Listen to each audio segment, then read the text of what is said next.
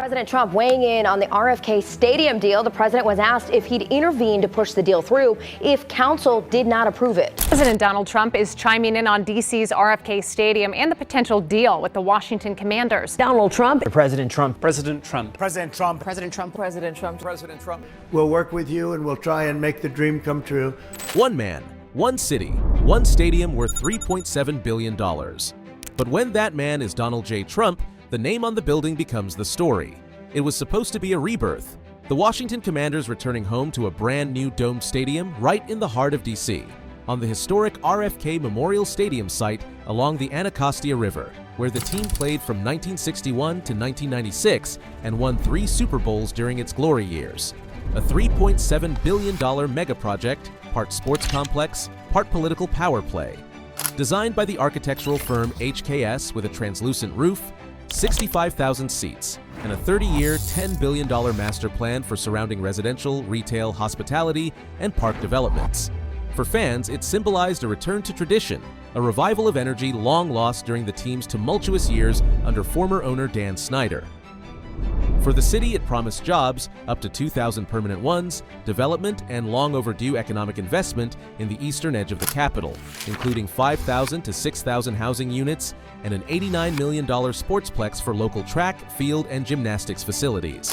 But behind the scenes, another name was circling the field. Reports revealed Donald Trump had privately asked the team to name the stadium after him. Not a company, not a brand, but himself. The president's ask wasn't subtle. Back-channel communications made it clear. Trump wanted to etch his name into NFL history, literally. Sources close to the situation indicated that Trump saw the project as a monument to his influence, a gesture, he claimed, of gratitude from a city and a team whose stadium plan he helped secure through political pressure.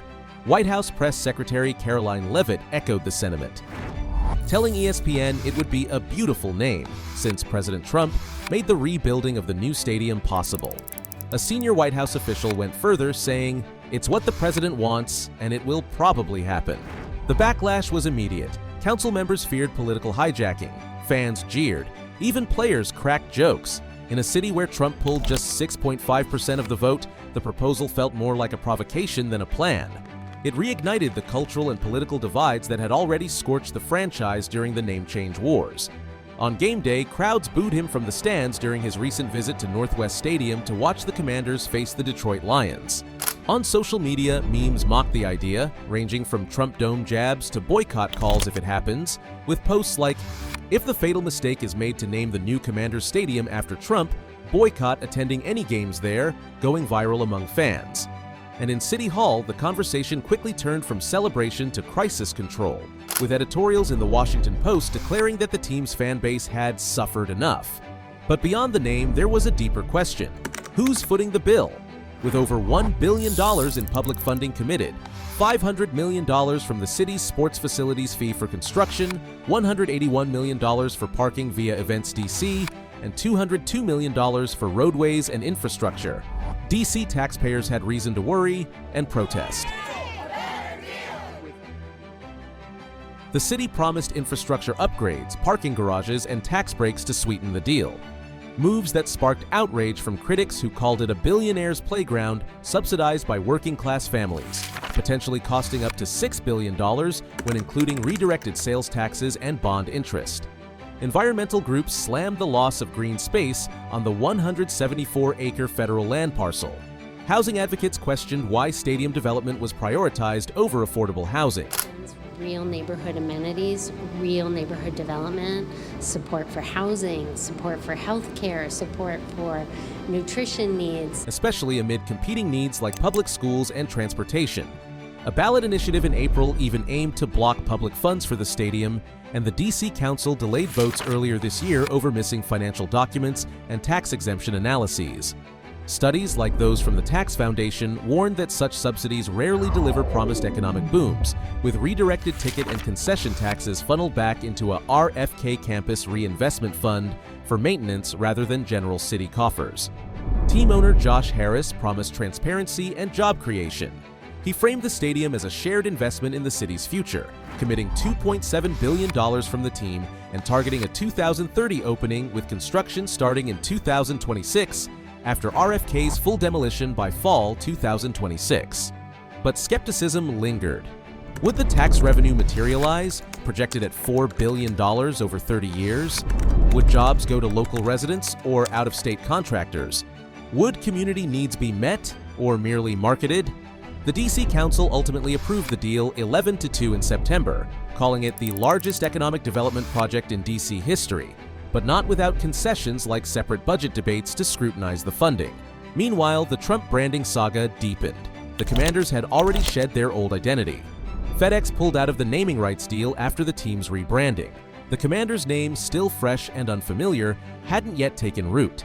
Northwest Federal Credit Union stepped in temporarily, but it was clear the team was looking for a long-term corporate partner for the new venue. Trump's push threw all of that into chaos. If accepted, it would mark the first time a modern American stadium carried the name of a living president. Unlike tributes like RFK Stadium, renamed late after the senator's 1968 assassination, critics called it unprecedented, inappropriate, even authoritarian in tone. Supporters saw it as legacy building, a power move by a political heavyweight. The debate turned toxic, with talk shows, op-eds, and forums erupting into shouting matches over whose name, if any, should crown the new field. Trump himself tied it to his earlier threats, posting in July on Truth Social that he'd block the project unless the team reverted to Redskins, calling the current name ridiculous. The president was serious, and as part of the art of the deal, part of his negotiating skills, as you know, sports is one of the many passions of this president, and he wants to see the name of that team change. The political calculus was equally fraught.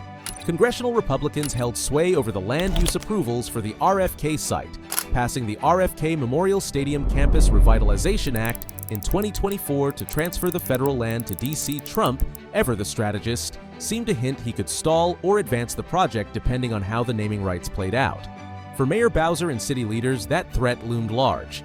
They had fought hard to win back the team, beating out bids from Maryland and Virginia, and couldn't afford to lose the stadium over a naming dispute.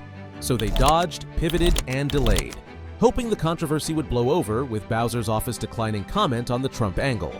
It didn't.